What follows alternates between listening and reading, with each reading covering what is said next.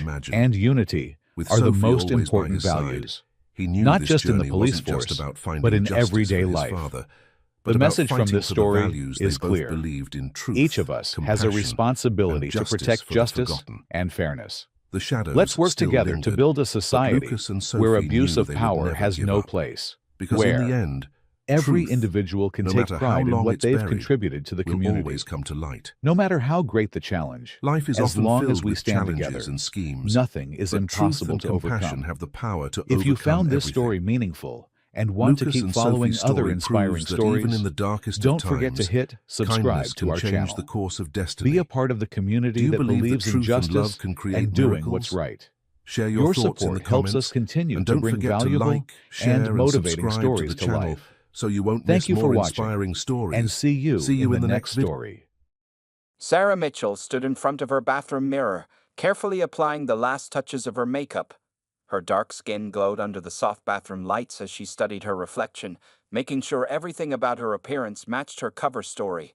At 35 years old, she had mastered the art of blending in, a skill that had kept her alive during countless CIA operations across the globe. The morning sun peeked through her apartment windows in Washington, D.C. as she reviewed her new assignment details. The thick manila envelope on her desk contained everything she needed to know about her upcoming mission in Memphis, Tennessee. Sarah picked up the file, her fingers tracing over the confidential stamp in red ink. Another city, another identity, she whispered to herself, a habit she had developed over her 12 years with the agency. This time, she would pose as a community center volunteer, a perfect cover to monitor suspected arms dealers who had been using the facility's storage rooms for their illegal operations. The night before her departure, Sarah's supervisor, Director Thompson, had called her into his office. The aging man with silver hair had always treated her with respect, something she deeply appreciated in an industry still dominated by white men. "Mitchell, this one's different," Thompson had said, his wrinkled hands folding together on his mahogany desk. "These arms dealers aren't just selling handguns. We're talking military-grade weapons, possibly being sold to domestic terrorist groups." Sarah remembered nodding, understanding the gravity of the situation. "How long do I have to establish my cover?" 3 weeks maximum. Any longer, and we risk losing track of their next shipment. Now, as she packed her suitcase with deliberately ordinary clothes, nothing too flashy, nothing too plain, Sarah mentally prepared herself for the role. She would become Jessica Barnes, a recently divorced woman looking to rebuild her life through community service. Her backstory was simple but detailed enough to withstand scrutiny. The flight to Memphis was uneventful, just how Sarah liked it. She spent the 3 hours reviewing her cover story and memorizing the layouts of both the community center and the surrounding neighborhoods. Her new apartment, a modest one-bedroom unit in a middle-class area, waited for her with basic furnishings already in place, courtesy of the CIA's logistics team. After landing, Sarah took a taxi to her new home. The driver, an elderly man with kind eyes, shared stories about the neighborhood as they drove. She listened intently, gathering useful information about local dynamics that wasn't in her briefing papers. This kind of local knowledge often proved invaluable during operations. "Community center's just 2 blocks away," the driver mentioned as they pulled up to her apartment building. "Lots of good people there." Sarah smiled, knowing that among those good people were dangerous arms dealers who needed to be stopped. She tipped the driver generously and walked into her new building, carrying 2 suitcases filled with clothes and basic surveillance equipment disguised as ordinary objects. The apartment was small but functional. Sarah immediately began setting up her secure communication devices, hiding them in everyday items. A coffee maker with a hidden compartment, a bookshelf with a false back, and a bedside lamp with a built-in encrypted radio transmitter. As evening approached, Sarah sat by her window, watching the street below come alive with families returning from work and children playing. Tomorrow, she would begin her volunteer work at the community center. Her role would involve organizing activities for senior citizens, giving her access to the building during both busy and quiet hours. In her hand, she held a photo of the suspected arms dealers, 3 men who ran a legitimate import-export business as a front for their weapons trade. Their operation had grown increasingly bold over the past 6 months, catching the attention of multiple federal agencies. But it was the CIA's discovery of international connections that brought Sarah into the picture. Before going to bed, Sarah checked her phone, finding a secure message from Director Thompson. "Package in place. Clock starting." She deleted the message and set her alarm for 6 a.m. Tomorrow, Jessica Barnes would make her first appearance at the Memphis Community Center, while CIA agent Sarah Mitchell would begin gathering the intelligence needed to bring down a dangerous weapons trafficking ring. As she lay in bed, Sarah thought about all her previous missions in Cairo, Moscow, Berlin, and countless other cities. Each one had its challenges, its moments of danger. But something about this assignment felt different. Little did she know that the real danger wouldn't come from the arms dealers she was hunting, but from those who were supposed to protect and serve. The morning sun was already hot as Sarah walked down Madison Avenue in Memphis. She had spent the past 3 days establishing her routine as Jessica Barnes, the friendly new volunteer at the community center. Her floral skirt swayed gently in the warm breeze as she walked, part of her carefully chosen outfit that helped her blend in with other local volunteers. Today was particularly important. She had noticed suspicious activity around the building's back entrance yesterday evening, suggesting the arms dealers might be moving new merchandise. Her route to work, usually a straight path down the main street, would take a slight detour today to pass by their suspected loading area. Sarah checked her watch, 8:45 a.m. The morning traffic hummed around her, with people rushing to their offices and shops opening for the day. She carried her usual tote bag, which concealed a high-resolution camera disguised as a power bank. Everything about her appearance was designed to look ordinary, unremarkable. The sound of a police siren chirping behind her made her pause. A black and white patrol car pulled up alongside her, its blue and red lights reflecting off the storefront windows. 2 officers stepped out, both white men, one tall and lean, the other shorter with a stocky build. Their name tags read Officer Peterson and Officer Reeves. "Ma'am, could you stop right there?" Officer Peterson called out, his hand resting casually on his belt. Sarah noticed how his fingers drummed near his holster, a subtle intimidation tactic she had seen before. "Is there a problem, officers?" Sarah asked, maintaining the soft, slightly nervous tone of Jessica Barnes. Inside, her CIA training kicked in, mentally recording every detail of the encounter. Officer Reeves circled behind her while Peterson stepped closer. "We've had reports of suspicious activity in this area. Mind telling us where you're headed?" Sarah could feel Reeves's presence behind her, uncomfortably close. "I'm walking to the community center," she replied. "I volunteer there. You can call them to verify." "That's a mighty nice skirt you're wearing," Reeves interrupted, his voice carrying an unmistakable sneer. "Seems a bit fancy for volunteer work." Peterson smirked, moving closer. "ID, please. And what's in the bag?" Sarah reached for her perfectly forged Tennessee driver's license, her hand steady despite the growing tension. As she handed it over, she felt Reeves brush against her skirt, an obviously intentional movement that made her skin crawl. "Just my wallet, phone, and some papers for the senior center program," she answered, keeping her voice level while documenting every inappropriate touch and comment in her trained memory. Peterson studied her license with exaggerated slowness. "Jessica Barnes, huh? You don't look like a Jessica." "What does a Jessica look like, officer?" Sarah asked, allowing a hint of challenge to enter her voice. This seemed to irritate Peterson.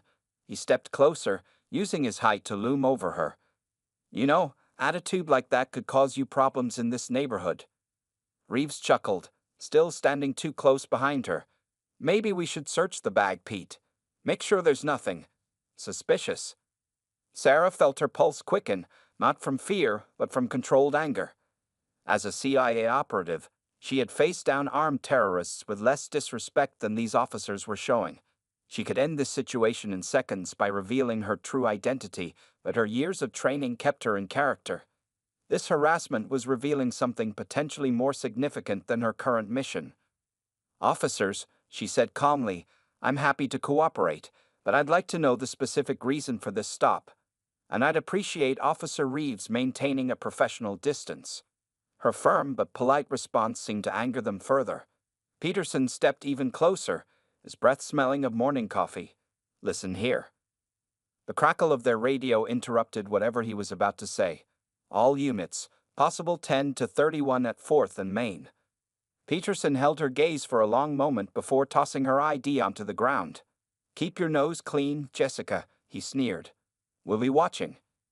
As they returned to their patrol car, Sarah calmly picked up her license, memorizing their badge numbers and vehicle number. She watched them drive away, their siren wailing unnecessarily loud, before continuing her walk to the community center.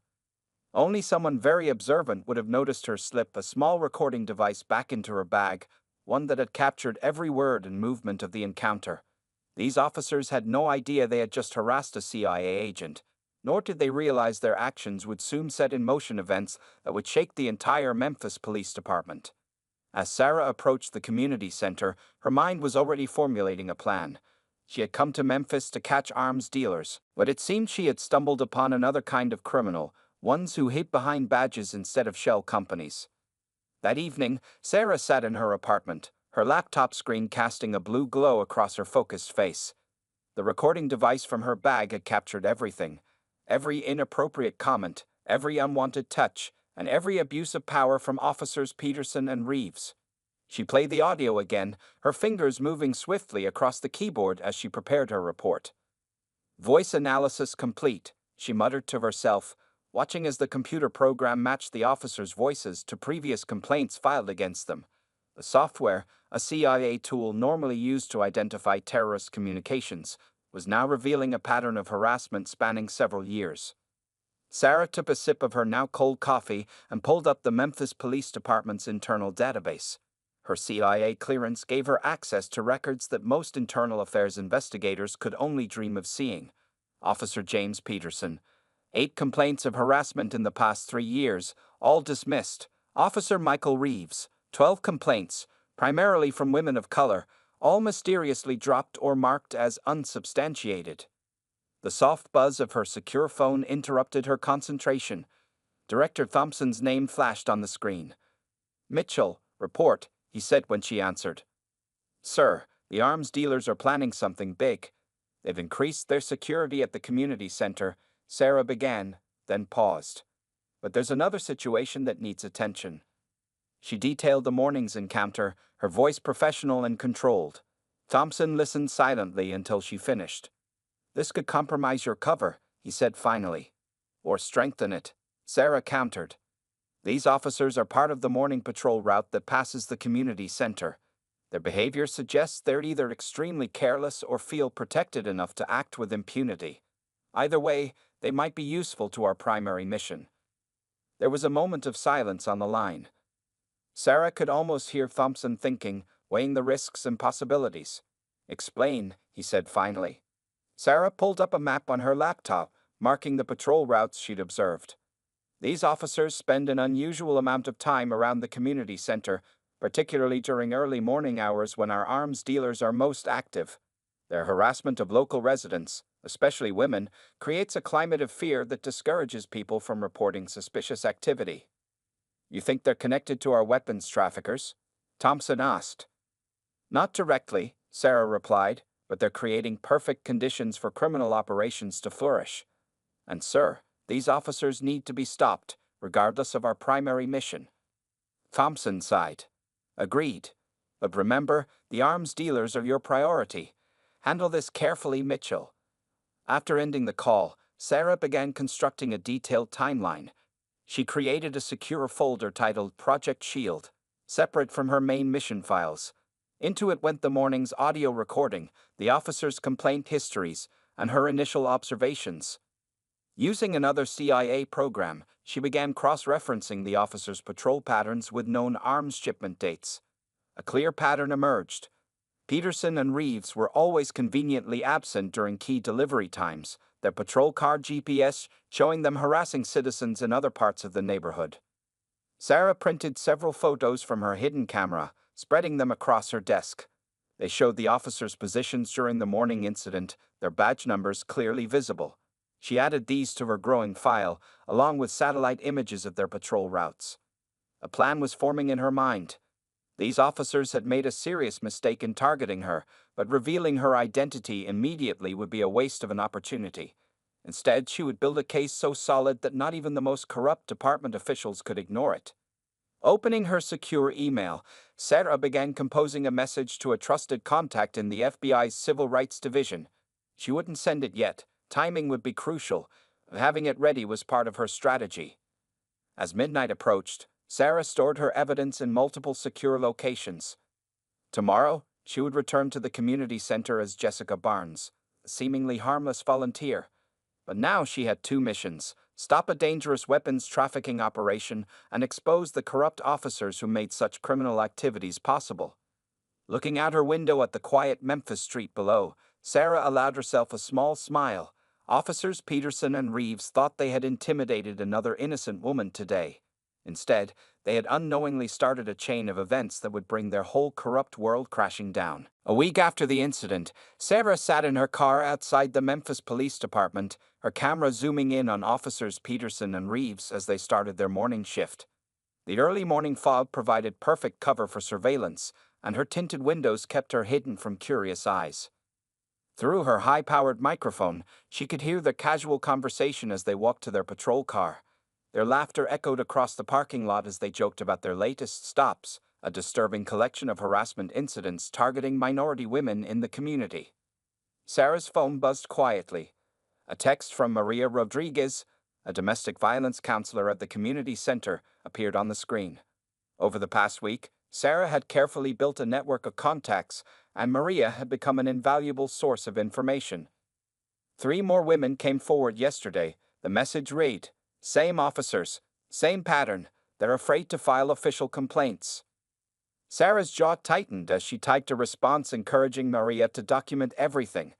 The evidence was mounting, revealing a disturbing pattern that went far beyond simple harassment. Opening her laptop, she added the new information to her growing database.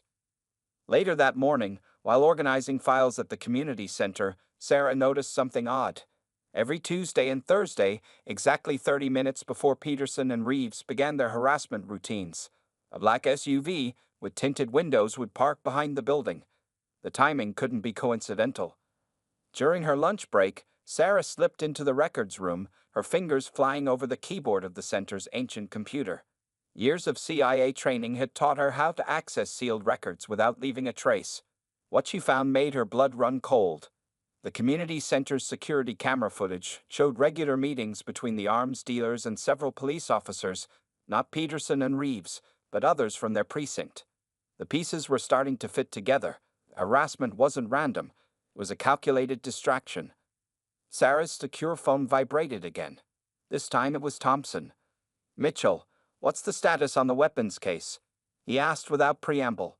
"Sir, it's bigger than we thought," Sarah replied, keeping her voice low. "The police harassment isn't just covering for the arms dealers. It's part of a coordinated effort to control this entire neighborhood. Peterson and Reeves create chaos and fear, while other officers use the distraction to facilitate illegal weapons movements." Evidence? Solid. I've documented 23 instances of coordinated harassment in the past week alone. Each incident corresponds exactly with suspected weapons transfers. The timing is too perfect to be coincidental.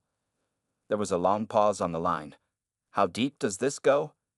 I'm still mapping it out, but at least 6 officers are directly involved, possibly more. The precinct captain might be compromised too. Every complaint against these officers gets buried within hours. Sarah heard Thompson shuffling papers on his end. "The weapons case takes priority, Mitchell. Don't let this police investigation compromise our main objective." "Actually, sir," Sarah said, her mind racing ahead, "I think these cases are inseparable.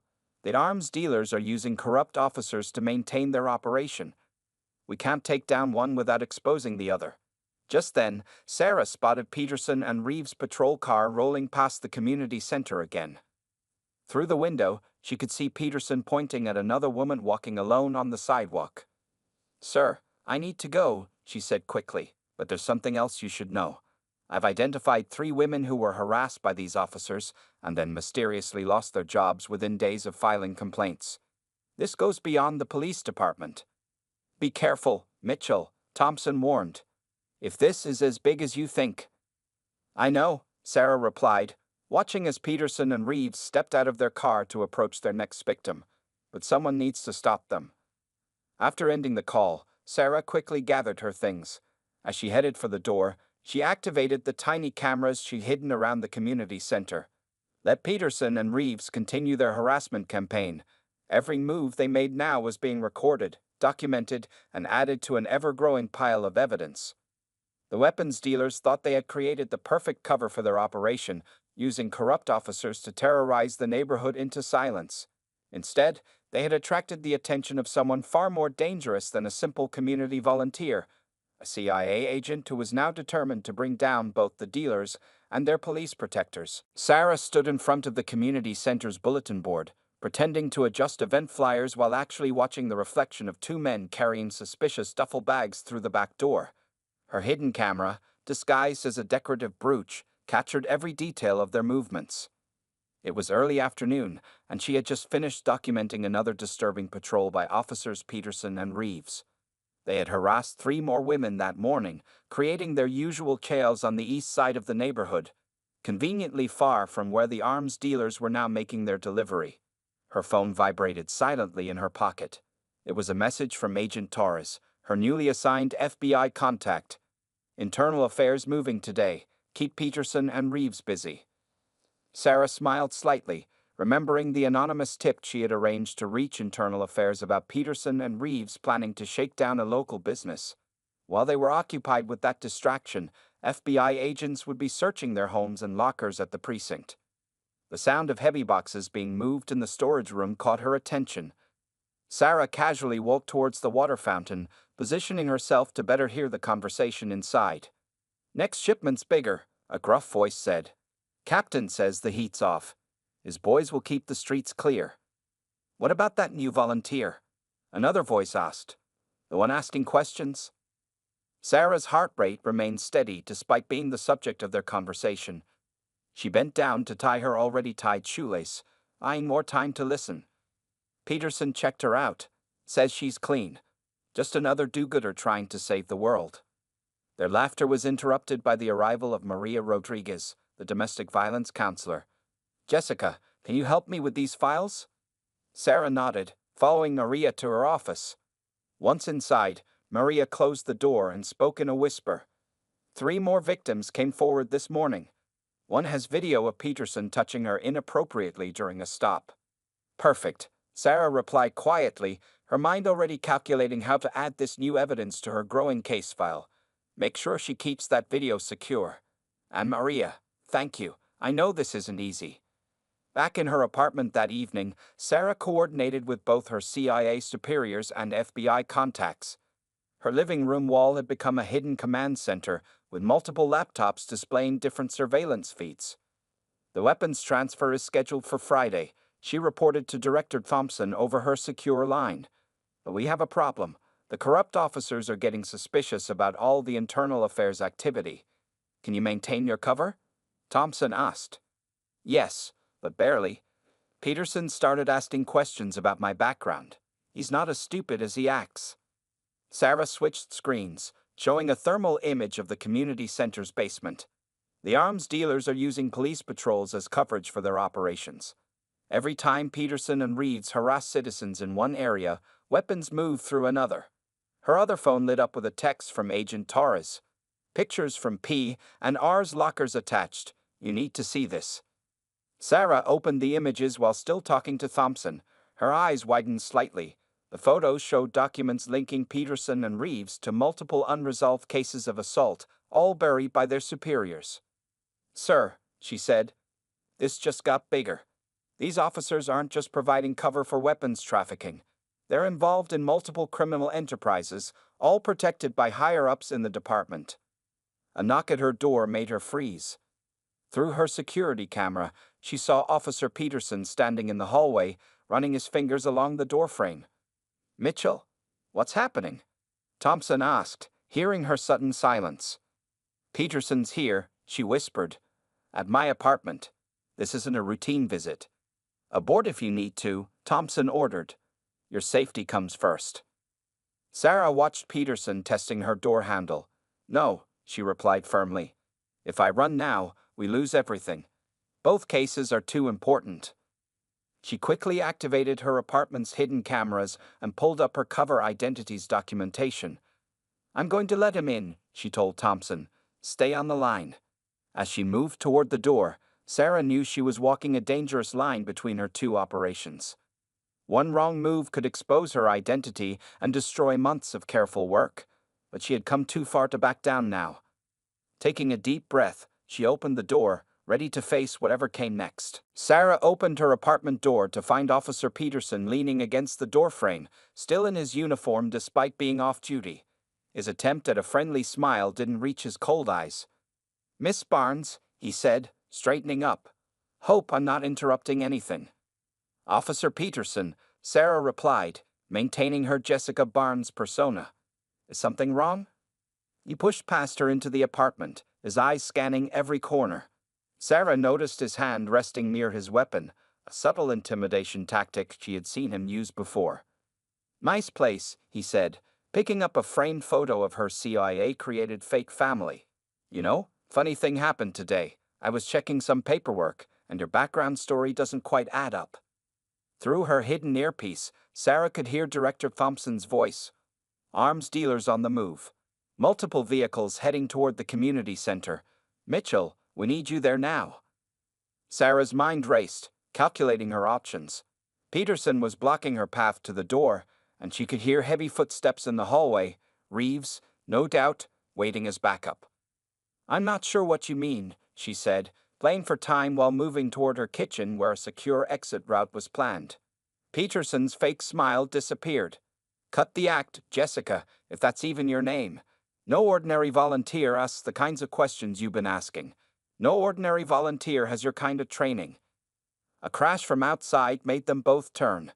Through her window, Sarah saw multiple black SUVs pulling up to the community center across the street. The arms deal was happening now, ahead of schedule. "You're right," Sarah said, dropping her Jessica Barnes voice. "I'm not ordinary." Peterson reached for his weapon, but Sarah was faster.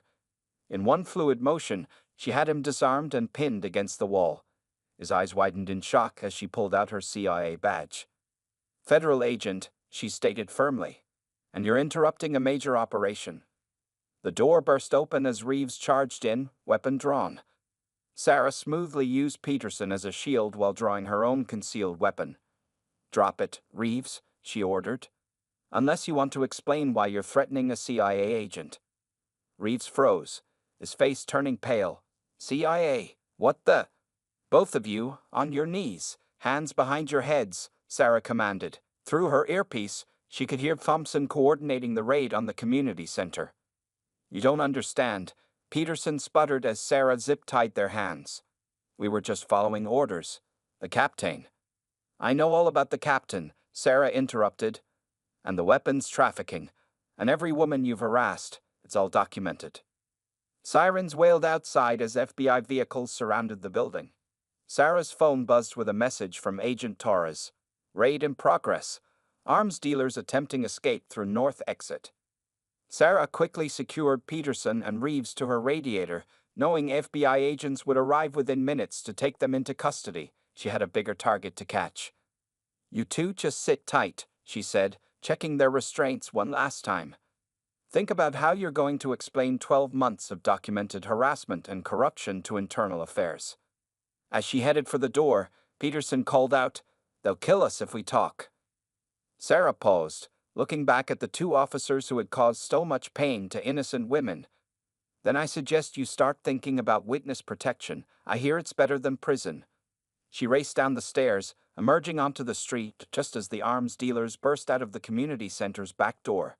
Their escape route would have been perfect, if it hadn't been for the corrupt officers they trusted being otherwise occupied in her apartment. Sarah took up position behind a parked car, weapon ready. The pieces had finally come together. The harassment campaign, the weapons trafficking, the police corruption. Now it was time to end it all. "This is Agent Mitchell," she spoke into her radio. "North exit covered. All units move in.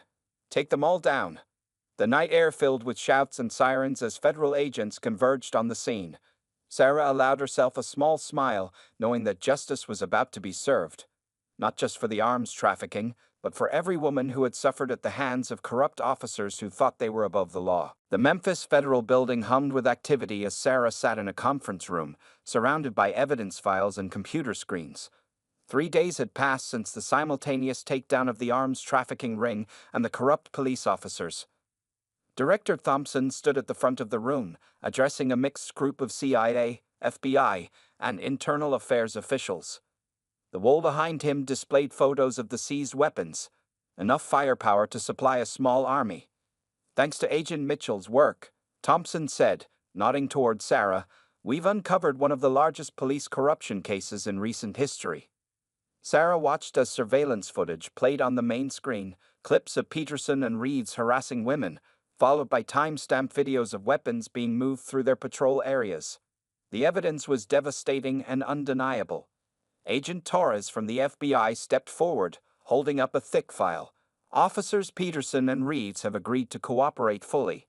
They've already implicated 6 other officers and their precinct captain in the weapons trafficking operation." "What about the victims?" Sarah asked, thinking of Maria Rodriguez and the women who had bravely come forward. "All documented cases will be investigated," Torres replied. "The Department of Justice is establishing a special task force to handle the complaints. There's even talk of a congressional inquiry." The door opened, and Maria Rodriguez walked in, carrying more files. Since the raid, she had been working tirelessly to help other victims come forward. The domestic violence counselor had proven to be one of the operation's most valuable allies. 28 more women have filed official complaints," Maria announced. "Now that Peterson and Reeves are in custody, people are finally feeling safe enough to speak up." Sarah's phone buzzed with a message from the U.S. Attorney's Office. "Charges filed against 12 officers. Press conference in 1 hour." As the meeting continued, Sarah thought back to that first encounter with Peterson and Reeves. Their arrogance, their casual cruelty, all of it stemming from a belief that they were untouchable. Now they sat in federal custody, facing decades in prison. The weapons trafficking case had yielded impressive results. 200 illegal firearms seized, 3 international suppliers arrested, and a major distribution network dismantled. But for Sarah, the police corruption case felt even more significant. "Agent Mitchell," Thompson called, drawing her attention back to the present. "The Attorney General wants to personally commend you for this operation. Your handling of both cases was exemplary."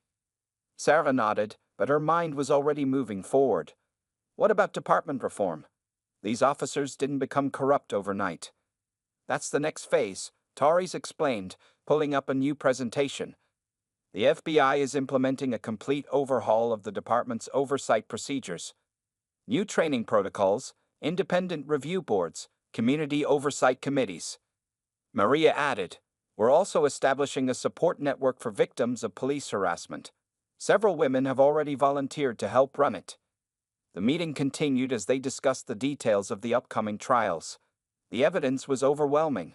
Surveillance footage, financial records, witness statements, and the officers' own confessions. The prosecution had everything they needed. Later that evening, Sarah stood at her apartment window, watching as moving trucks carried away the last of her surveillance equipment. Her cover as Jessica Barnes was officially over. Her phone rang. It was Thompson again. "Mitchell, the Attorney General wants you to testify before Congress about police reform. Your experience with this case makes you uniquely qualified." Sarah thought about all the women who had suffered under Peterson and Reeves, all the lives affected by police corruption. "Tell them I'll do it. This story needs to be told." As she packed her belongings, preparing to return to Washington, Sarah found the floral skirt she had worn on that first day. The day 2 corrupt officers had made the mistake of harassing a CIA agent. Their actions had led to their downfall, but more importantly, they had exposed a system that needed to change. A final message came through from Agent Torres. Peterson and Reeves took the plea deal. They're naming names all the way up the chain. This is going to shake up departments across the country. Sarah smiled, knowing that real change was finally coming. What had started as a simple weapons trafficking case had transformed into something much more important. A chance to bring justice to those who thought they were above the law. Tomorrow, she would head back to Washington to continue the fight. But tonight, she could rest knowing that at least in Memphis, the badge would no longer be used to hide bias. 6 months after the Memphis operation, Sarah sat in a packed congressional hearing room in Washington, D.C. The morning sun streamed through tall windows as she prepared to give her testimony about police reform and accountability. Looking across the crowded chamber, she spotted Maria Rodriguez, who had flown in from Memphis to support the testimony of several harassment victims. The domestic violence counselor had become a powerful advocate, turning her small support group into a national organization for police accountability. Agent Mitchell, The committee chairwoman began, "Your operation in Memphis uncovered not just weapons trafficking, but a deeply rooted system of police corruption and harassment. Could you explain how these issues were connected?" Sarah leaned toward the microphone, her voice clear and confident. "What we discovered was a deliberate strategy. Corrupt officers would create chaos through harassment and intimidation, particularly targeting women of color. This distraction allowed other criminal activities to flourish unchecked." The hearing room fell silent as Sarah shared detailed statistics. 57 women had eventually come forward about harassment. 12 officers had been convicted of various crimes, and over 300 illegal weapons had been kept off the streets. During a break in the testimony, Sarah checked her phone to find a message from Director Thompson. "Police reform bill gaining support. Your testimony is making a difference."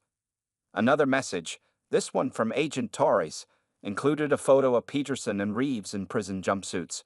First day of their 20-year sentences. They're still cooperating with ongoing investigations. Sarah remembered the day of their sentencing, how they had finally shown remorse when confronted by their victims in court. Their testimony had led to investigations of police departments in 3 other cities, uncovering similar patterns of corruption and abuse. Back in the hearing room, Sarah unveiled her proposal for a new police oversight program. "We're calling it the Accountability and Community Trust Initiative," she explained. "It combines federal oversight with community involvement to ensure transparency in law enforcement." The program had already been piloted in Memphis, where the police department was undergoing a complete transformation. The new chief, an African-American woman with a background in civil rights law, had implemented strict anti-harassment policies and mandatory bias training. After the hearing, Sarah met with a group of young female police cadets who had been inspired by her story. "The badge is a symbol of public trust," she told them.